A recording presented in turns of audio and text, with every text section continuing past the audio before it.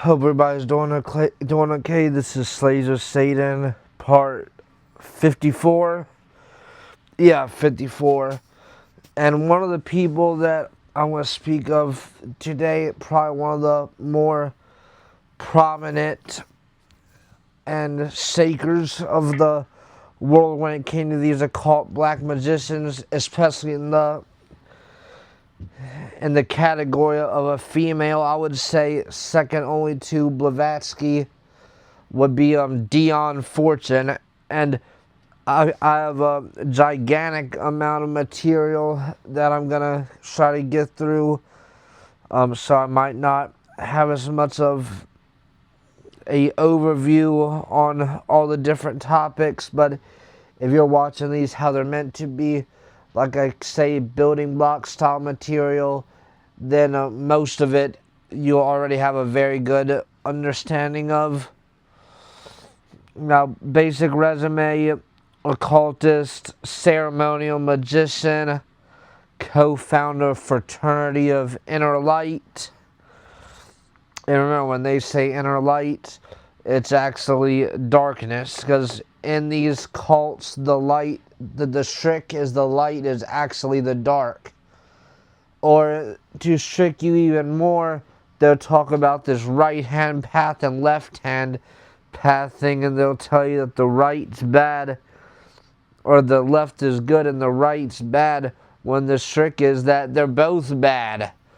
The right is what they'll call Lucifer, the light bearer, and they'll tell you that Satan, the left path, is a whole different being, and they'll get you tricked in this goggly goop of white magic and black magic when it's all the same.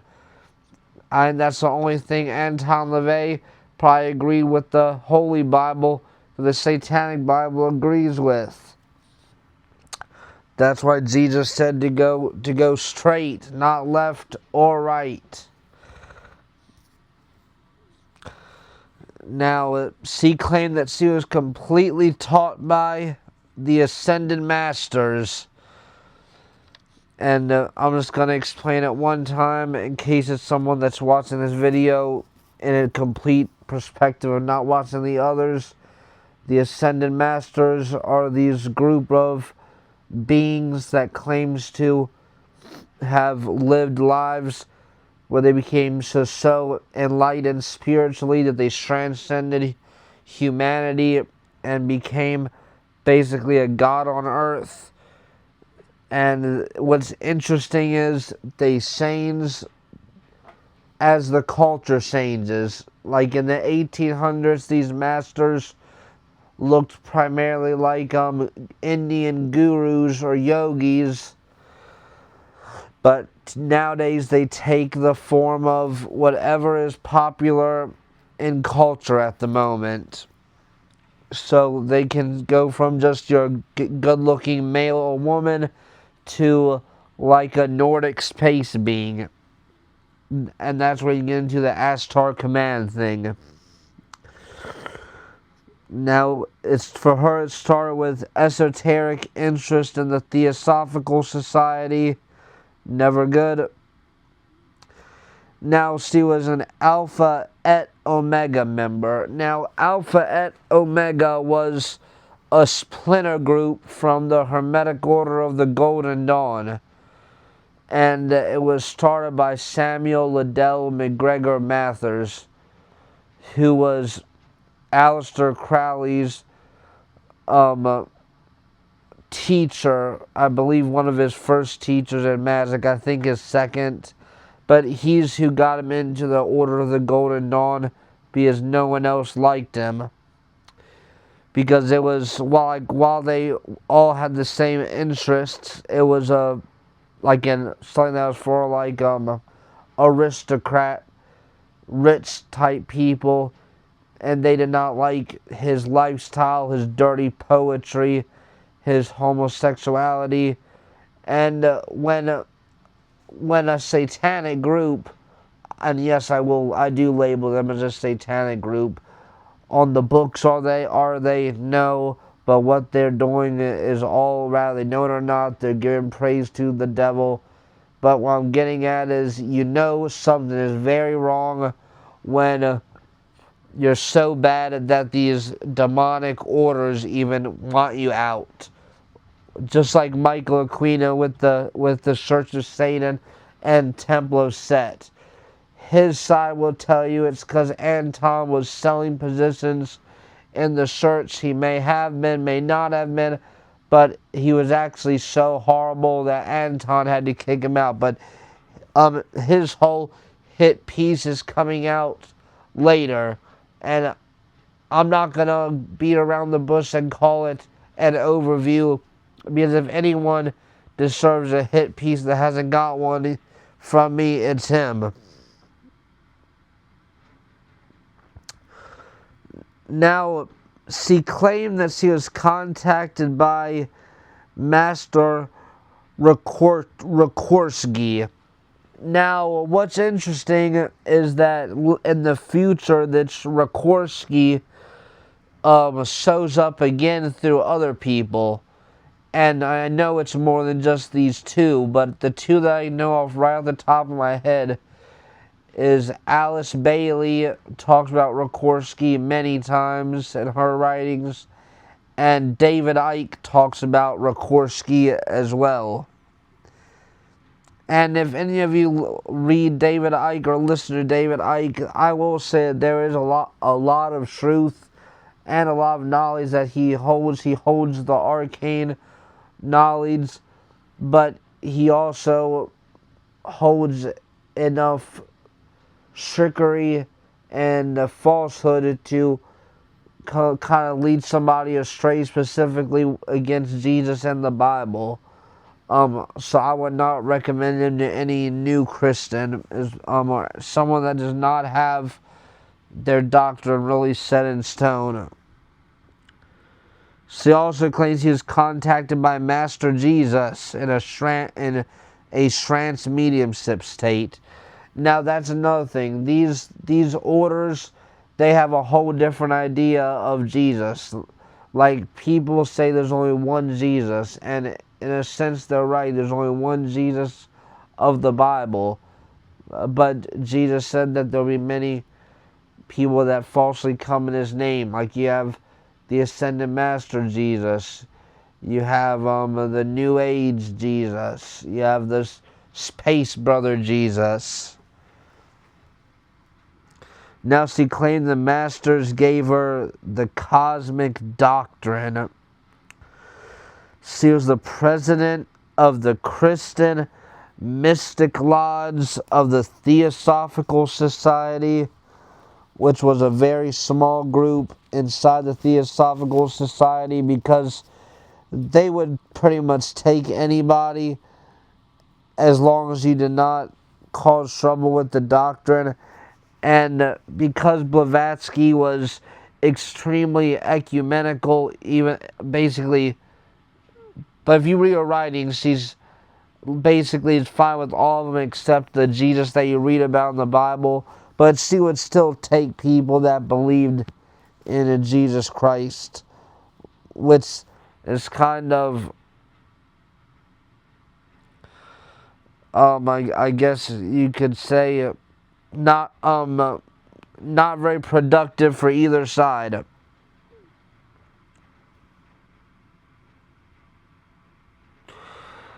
And then she split that group and formed the fraternity of Inner Light after she left the Alpha and Omega as well. Now, during the Second World War, she organized a meditation and visualization group to take down the Third Reich, the SS army of Hitler. And while that sounds good and it's better than other things you could do, remember that when they say meditation, they don't mean meditate as in like the Bible says to do, as in focus on something.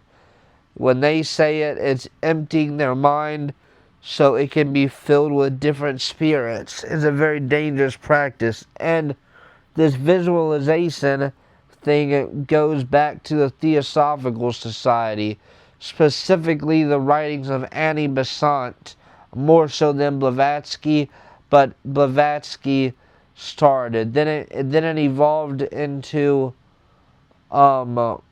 shoot, what do they call it now? Or back then? Oh yeah, the law of attraction. Um, then later it was called the power of positive thinking. Um, now there's different names for it, like name it and claim it, from like the word of faith movement, and stuff like that.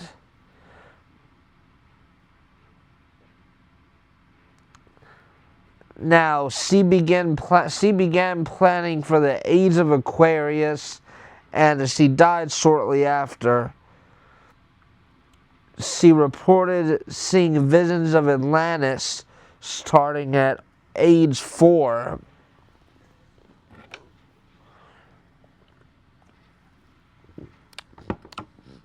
Now, something that you will see common with a lot of these people that they all share is this thing about visions, and what they refuse to believe or contemplate is that evil spirits can show you a vision too. But when you don't believe in evil spirits, and if you don't believe in heaven, you don't believe in hell, you are prone to and will most likely believe the first vision or dream that's intense enough to be taken true. And I also want to correlate this Atlantis thing with the Age of Aquarius thing, because like most people know, Aquarius is water, and Atlantis, what's the deal? What's the mythos behind that? It sank to the ocean of water. And you have Sir Francis Bacon that wrote about this being the new Atlantis. And in my opinion, it's looking like it's gonna fall like all the other empires, but that's something that we'll have to wait and see. But I think there is a connection that will eventually be unearthed about this Atlantis connection with Aquarius, in my opinion.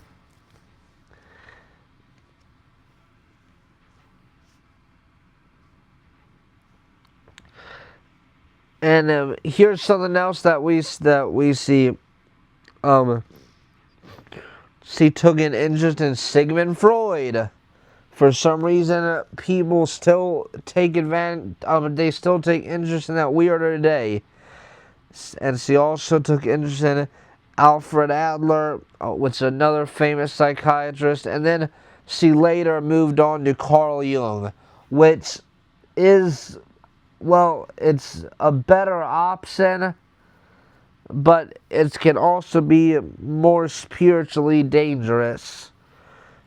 And Sigmund Freud won't even tell you what he actually believes in his own writings. I've done a video about this.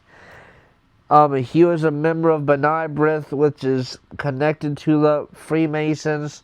You can't be an atheist and be in the Freemasons.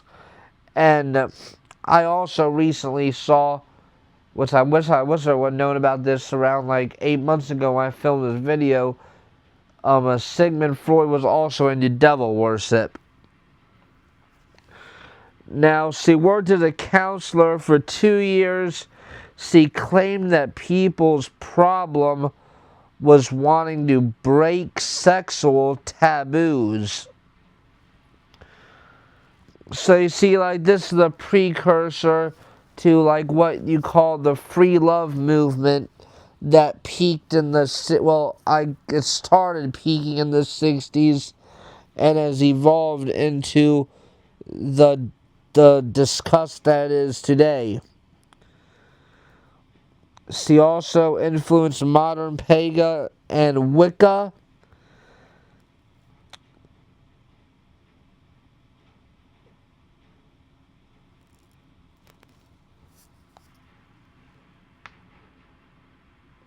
She's a member of the Women's Land Army. I find this interesting. She was one of the lead people that carried out experiments on soy milk. And this soy thing, around about 100 years later, it's become very controversial. Especially with men, because two things are happening.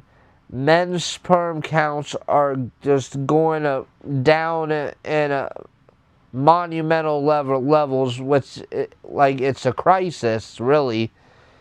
But women's sex drive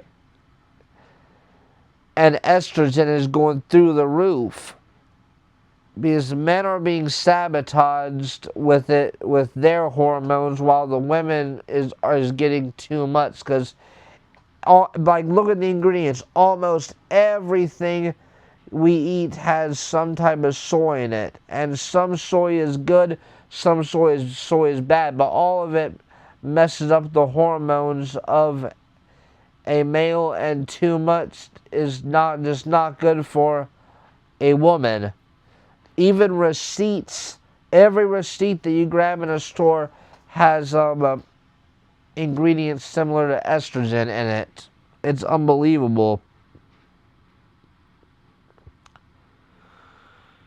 And I know that the hierarchy wants to trim down the population, but because of the Luciferian rules, they can't just go brr and to everybody. They have to get people to do it naturally, and they play the long game, so they don't care how long it takes.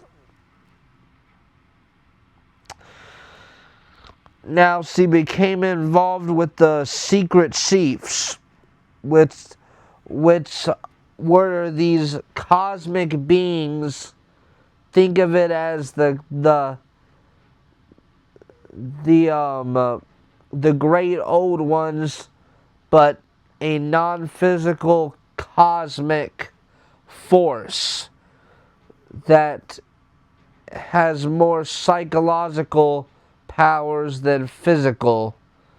Now, these originated from what is known as the cipher manuscripts that it originated from the Golden Dawn. It was William Wynne Westcott that had them, I believe, because it was him, Samuel Adele McGregor Mathers, and Robert Woodman that started the Hermetic Order of the Golden Dawn. And they had to be translated from Hebrew, and it would give the instructions, well, brief instructions and an overview of what they were and how to contact them.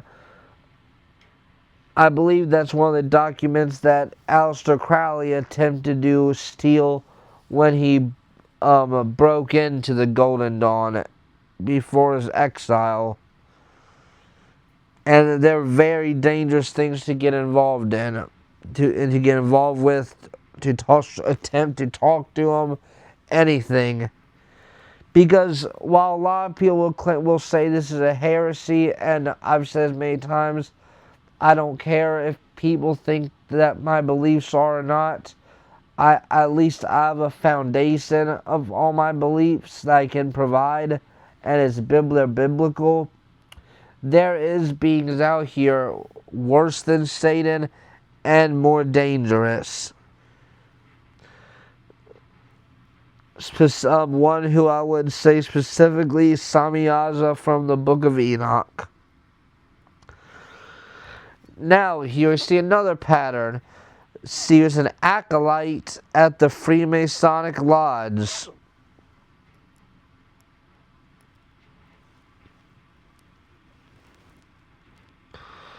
And that's a pattern that you see in all of these people. They're involved either in groups that are affiliated with the Golden Dawn, the Freemasons, or they're in the Freemasons themselves. She wrote The Secrets of Dr. Farvener in 1926 about etheric vampires. and I don't have time to get into it on this one, but yes, vampires are real. And etheric is kind of like an esoteric term used for like the essence of the soul, like kind of like think of it as a tangible aura, if that makes sense.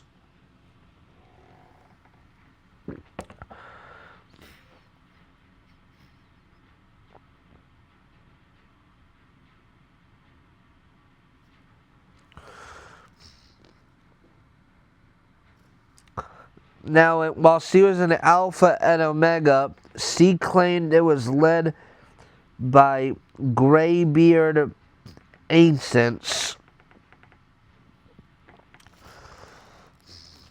She then began studies in a Hermetic Kabbalah. Now, Hermetic Kabbalah it differentiates from Kabbalah because in standard Kabbalah it's monotheistic, while Hermetic Kabbalah is polytheistic. And you see a lot of contradictions in her beliefs here as well. Like still talk about Christian stuff, then Hermetic Kabbalah. And I'm not gonna emphasize what Kabbalah is because I've done it so many times. If it's a short video, I don't mind reiterating all this stuff, but it's very dangerous Jewish mysticism that has evolved through time, and the darkest form of it is the Qliphoth, specifically left-hand path Qliphoth. While there's no good kind, the most safe, I guess, would be basic Kabbalah or Christian Kabbalah. Yeah, but even Christian Kabbalah is still no good.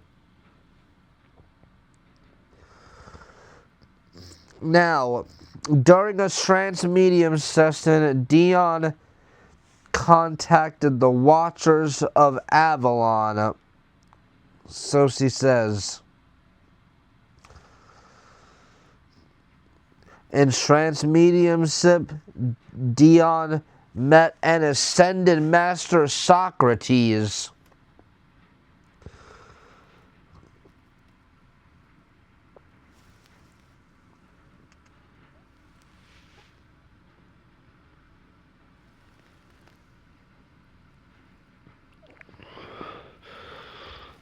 Now some people go on and on and on about how they just think these Greek philosophers wrote the best material out there. And while I try to observe and study and learn about as many people as I can, I don't get it. I don't get why people like these Greek philosophers. And I'm somebody that loves old writing. So it's not the age gap. I just don't get it. She also claimed that she was in contact with Thomas Erskine and David Carstairs, and she came up with a system called automatic mediumship, which requires to completely leave the body. So nowadays that would be what we call a walk-in, which the extraterrestrial community, I believe, might have came up with this one. But like I said, they're interterrestrial, not extraterrestrial, but I definitely cannot get into that right now. But it's where, like, your soul would go into what I call the sunken place, where yours completely in zero control, while the entity is the puppet master 100%. And while there is people out there willing to do this, what I would tell you is, just because they give your body back once, when you ask permission, the next time they might not give it back again. And that's would be very scary for anybody.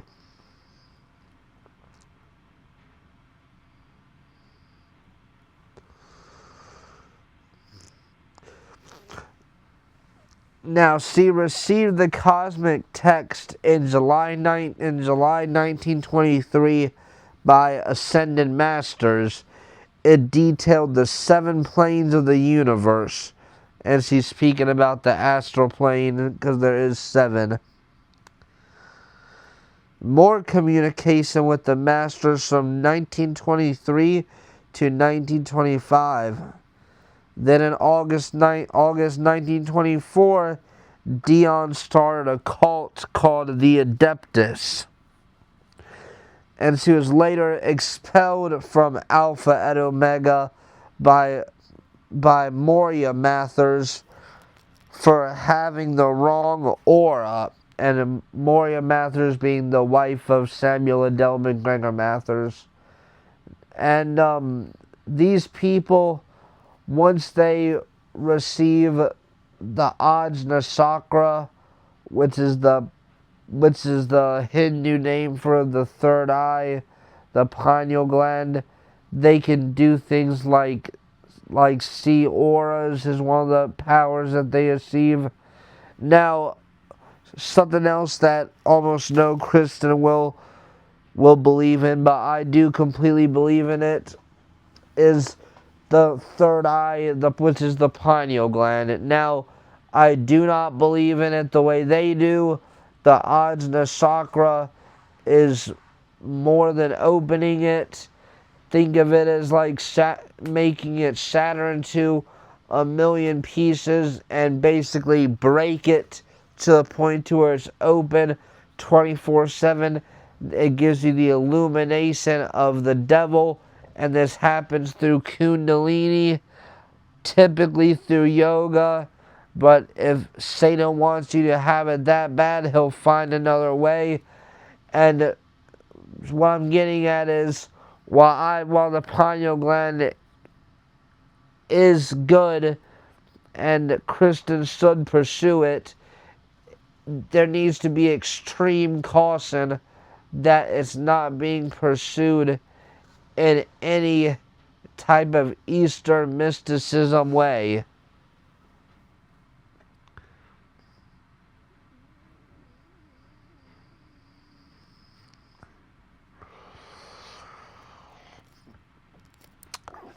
Now, Fortune claimed that Maria Mathers put a psychic attack on her, basically a psychic hit, and she was attacked by spiritual etheric cats. And something like this can happen. I know it sounds wacky to people that haven't heard this before, but this is just as real as your day-to-day life. See, in the past 100 years or so, Satan's plan has been to not really have as many metaphysical incarnations of his minions, at least in America, so people do not believe in either. But if you go to these countries where like voodoo is very prominent, and if you find some Christians to talk to, they will all tell you that all this stuff is completely real, not fabricated whatsoever. They know what's going on completely. Like, this would be everyday conversation to them.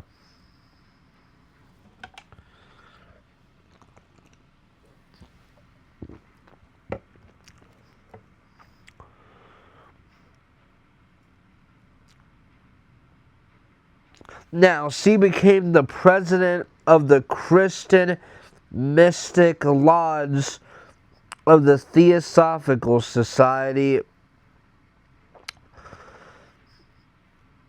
She then criticized the liberal Catholic Church. Now, the liberal Catholic Church was a small branch off of Catholicism that was a branch off of the Theosophical Society. Because just like how they had a small Christian group, they had a small Catholic one too. And she said that she was interested in Maitreya and not the Ascended Master Jesus. Now, if you want to know all about this Maitreya figure, I would say go back to my Benjamin Creme video. That's where all the main information on Benjamin Creme will be at. I mean, about Maitreya, but basically, Maitreya was being propped up by Benjamin Creme for like 40 years, maybe even 50, as being the Messiah of every religion. Like he was saying to the Jews, he would be the Messiah. To Christians, he would be the second coming of Christ. To Islam, the Mahdi.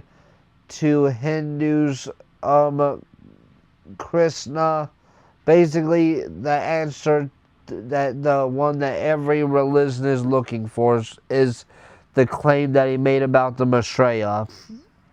But obviously, it's just another counterfeit Christ. Now, she quit the Theosophical Society later that October. The lodge renamed itself the Community of Inner Light. A guild was formed within called the Guild of Master Jesus. The group later renamed to the Church of Graal. So you had a group within a group within a group within a group, basically. Now, when Jiddu Krishnamurti left Theosophy, she endorsed the Back to Blavatsky movement and accused Charles Ledbetter of black magic. Okay, so this Jiddu Krishnamurti guy, Charles Ledbetter found him on the beach, I believe, when he was like not even, I think like 12 maybe, and he has had this intuition that he was the Messiah. He failed to be so. I think he passed away about a decade ago. And this was when Annie Besant was the second president of the Theosophical Society. So after Krishnamurti failed and rejected the role himself, which I believe he did in his 20s, or maybe not even 20, maybe like 19 or something. So when that happened, she pretty much said Theosophy was good, but Annie Besant ruined it, and Charles Ledbetter is teaching everybody to do black magic, even though they all was doing black magic before and just did not realize it.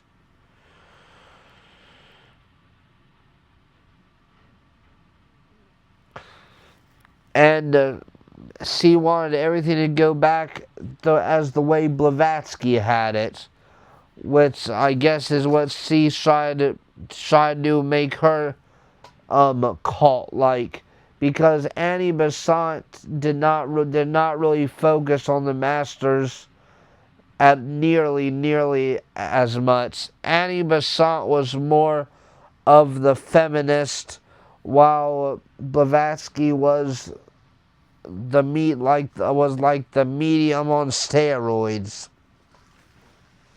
Alright? She then involved herself with Banui Waidia and his United Lodge of Theosophists. So we have another spin-off within a spin-off of a spin-off group. Now, she claimed to make contact with the Himalayan masters. Now, the Himalayan masters are the ones that you'll hear about referred to as the Mahatmas. The Mahatmas were the ones that they claimed, and people still do claim this, that are hiding out in the mountains of Tibet in a mystical place known as Shambhala. And in this Shambhala place, they claim it's just some beautiful, wonderful place where you will get to go one day if you become an enlightened enough individual. Because they believe in all this reincarnation, metempsychosis, transmigration of the soul stuff. They believe that you have to live enough lifetimes until you become enlightened enough to become a master, and you no longer have to face death. Like, that's what they teach that Jesus Christ was. They won't accept any divinity or godhood. They will just say he was a master, he was an ascended master, and that's very sad. Now, she felt they was alien and unsympathetic and hostile to the human race. Now, see, thankfully, these things are not perfect. They do not know how to work in unison very good. Because, see, Satan's thing is division. Even when it's not planned. Like, for example, in Simpson Book of the Dead, you see this rivalry between Horus and Set. And while Set is believed to be Satan and Horus is just another demonic entity, they still cannot get along. Same with Osiris and Set. Set killed Osiris.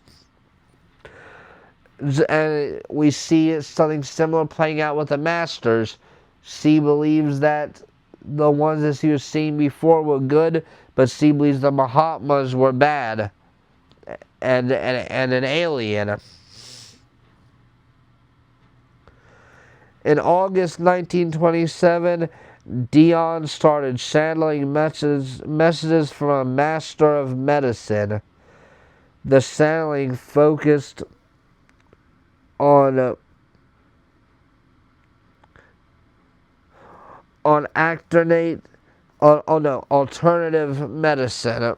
Now, alternative medicine is so broad, literally hundreds and hundreds, but most of it is actually pagan, Eastern, dark mysticism. But there is some of it that's okay. Now, the Ascended Master was thought to be Paracelsus, but then later it was claimed that it was actually Ignaz Semmelweis. Dion wrote the occult novel Demon Lover in 1927. Also that year, she wrote The Problem of Purity. 1928, she wrote the esoteric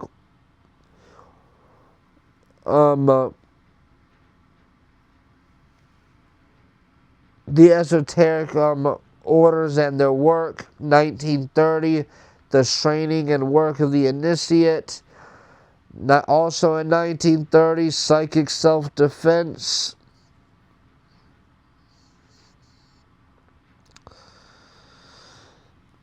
Now, Dion Forson's order focused on the outer court work, because and here you had 3 degrees, which they all rip off of masonry, and see the lesser mysteries that the first degrees are be taught. Then I believe the third was the greater mysteries.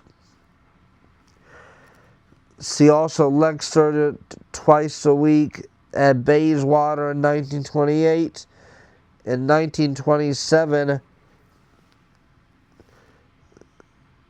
they produced the Inner Light magazine.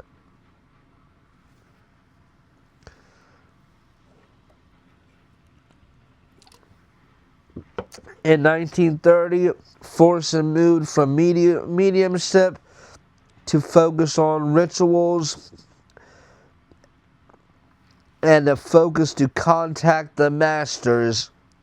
Forson rented out a Presbyterian church and created the Rite of Isis and the Rite of Pan. For the next half decade, Steve focused on paganism. Now, I know all Presbyterian churches would not allow this, but if anyone that knows me personally knows that I'll admit, I have an axe to grind with almost every denomination, because almost everyone has been compromised. There's many churches that let Freemasons rent out their church for lodge meetings weekly or bi-weekly, however often they do it. And years ago, the excuse, I didn't know that these people were bad, you could get by with that. But if somebody really would let a group like Dion Fortune's rent out a church, then something is very wrong, and you cannot blame ignorance, because they could figure out what this stuff was in 15 seconds with their phone. But most, like Presbyterian, Methodist, Lutheran churches are so not even lukewarm, they're ice cold. They could say, by the way, we're Satanists, and they would still let them. And because I don't even think the typical modern day Presbyterian church really even believes in the devil. The only churches that I say are not compromised is the small Pentecostal churches, and by that I mean the oneness Pentecostal churches that teaches that Jesus Christ is the God of the Bible. And I find issues with them too. I have no axe to grind with them, for they do present the gospel in a very, very good way and the correct way. But I distance myself from any of the church organizations, because I feel in this day and era, with so many tricks that the enemy has attacked the people with, we need knowledge that the church refuses to teach us.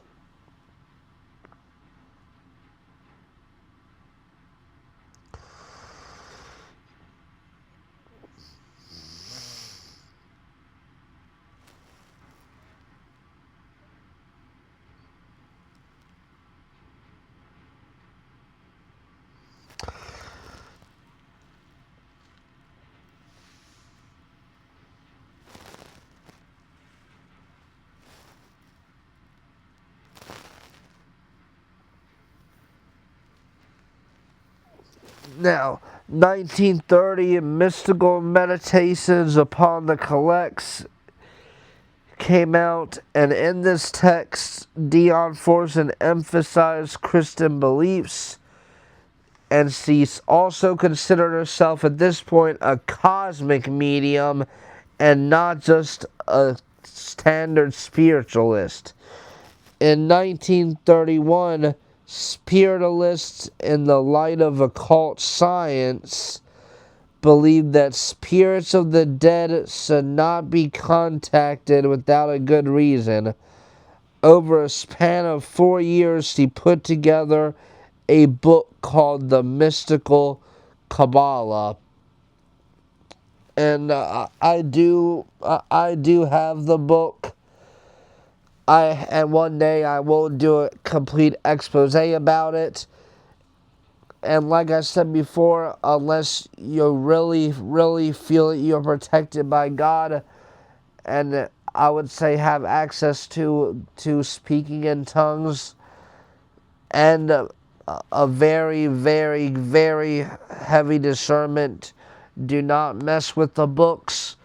The reason why I felt the need to start accumulating them physically is when I realized AI could change it or wipe it off the internet in an instant. Now, her Kabbalist Tree of Life system was based on the Golden Dawn system from knowledge she obtained while in Alpha and Omega. While meditating, she visited Sephiroths on the Kabbalic Tree of Life. In 1935, she wrote The Winged Bull. Now, before I go any further, something that a lot of people don't know, and I spent, like a lot of stuff I talk about that's true, I spent about 7 years in church and never knew a hint of this. Did you know that Satan, to an extent, is a bull? The book of Ezekiel describes Satan as the anointed cherub, and part of the features of a cherub, one of them is a bull. So all this folklore for thousands of years with Satan having a tail and horns, there is something to that. Now, obviously, we can't pinpoint exactly what it looks like, but we do have hints. And there is truth in fantasy. Every fantasy game, book, movie, TV show you've ever watched or played or viewed or heard about, read, there is truth in that.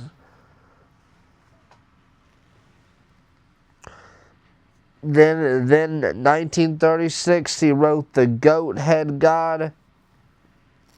And she's speaking of Baphomet, obviously, but here's something else that you probably don't know. Baphomet has many identities that it hides behind. And real quick, I'll guide you to who Baphomet actually is, 1 degree at a time. So, Baphomet is also Pan. Now, Baphomet is also Capricorn. And why is Baphomet Capricorn? Because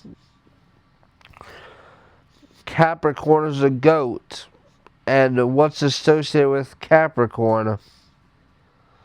We'll get to that. The black cube is associated with Saturn. Capricorn is associated with Saturn. And who is known as the scapegoat in Enoch? Azazel. So who is Azazel? I would say that Azazel is connected to Saturn and I would say Baphomet is like the successor to Azazel, but I would say he's the exact same being as Pan.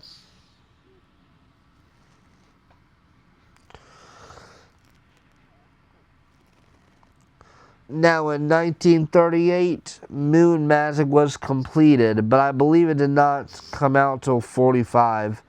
Now, what's unique about this is that a large amount of it was wrote with supposedly channeled through the disembodied H.P. Blavatsky, Helena Petrova Blavatsky. In my opinion, one of the most wicked women to ever live. Now, she was affiliated with Israel Regardie, who was Crowley's secretary, who was also a high-level occultist and writer. His most popular book is one of them that talks about the Golden Dawn, but he has a pretty large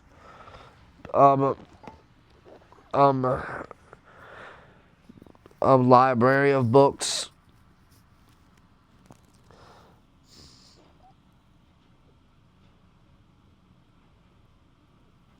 Now, she was affiliated with Osa Frobe Captain. She was influenced. Here's what we always see: Friedrich Nietzsche. She was influenced specifically by The Birth of Tragedy. Now, here we go with the connection of all connections, which is one of the main reason I started this series. And as long as I live, this is going to continue. She got along very well with Aleister Crowley. And Kenneth Grant confirmed that. And Kenneth Grant was his successor. And in 1940, Dion attempted to contact the Ascended Masters that helped form the Golden Dawn. And at this point, we're talking about the Secret Chiefs.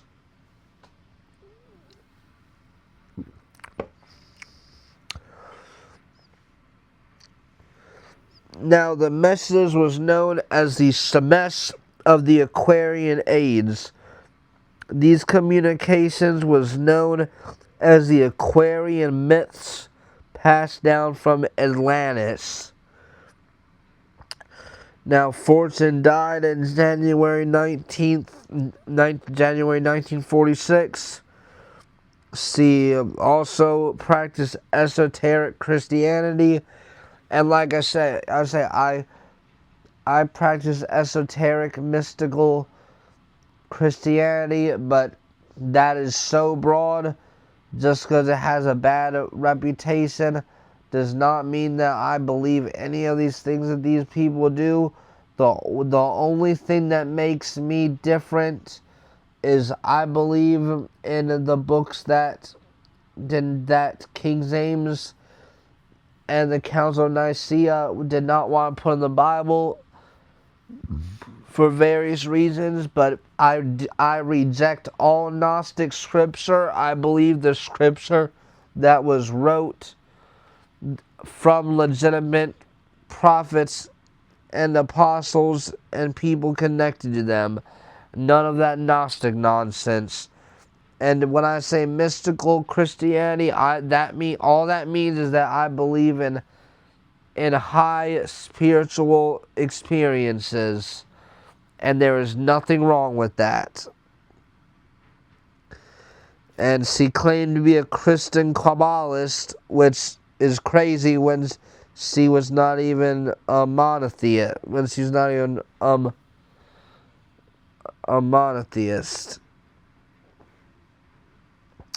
She rejected beliefs in heaven and hell.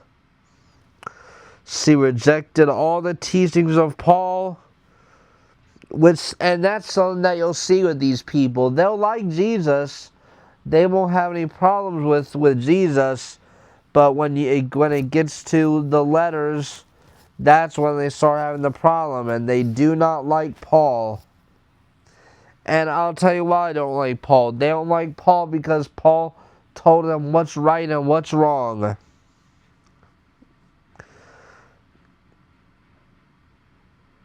And they'll say, well, Jesus never said this, Jesus never said that. All we have is what is the accounts of Matthew, Mark, Luke, and John. They wrote down what was essential for us to know. Can you imagine what all Jesus said was wrong in his 3 years of ministry? I don't say he didn't condemn homosexuality. Of course he did. He condemned sexual immorality. And like I said, through God, we have the 4 Gospels, which gives us everything that God wanted to pass down. But of course there's more spoken than just that. Jesus would have condemned any part of the moral Torah. Like, for example, the 10 Commandments. Jesus did not come to take away that. Now, see called Rudolf Steiner a great initiate. And while Rudolf Steiner is leagues less terrible than people like Crowley or Blavatsky, there's still so many problems in his doctrine. I have a very long video about him as well. This will tell you all you need to really know. He was at least a 99th degree Freemason. Now, she saw value in yoga, and I'm not gonna go deep into this, but yoga, those positions in yoga is made to honor the Hindu deities. And when you combine that with the meditation, it's so they can slowly possess you, or so you can start gaining the kundalini liquid going up your spine and open up the 7 chakras. And by the time that 7th chakra opens in the brain, Satan has you, and it takes nothing less than a miracle to take you out of it, and only Jesus Christ can do it. Now, during our ceremonial magic, she used frankincense. Members is told to be naked under ceremonial robes to increase magical power. Sounds like Alexander's mom been taking notes from her, or maybe she was taking notes from Gerald Gardner. Now, she was also influenced by Christian Science, which is a whole basket of things to unpack as well. Also, Emanuel Swedenborg. That's someone else I still need to get into. That's who influenced Helen Keller and Johnny Appleseed as well.